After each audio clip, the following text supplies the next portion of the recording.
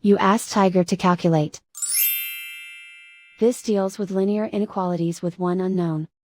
The final result is x smaller than 24. Let's solve it step by step. Group all constants on the right side of the inequality. Subtract 55 from both sides.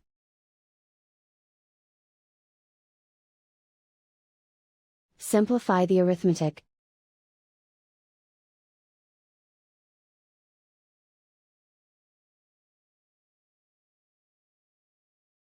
Isolate the x. Divide both sides by 16.25.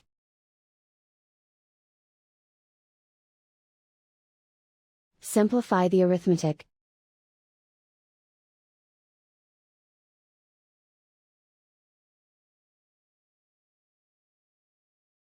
Plot the solution on a coordinate grid.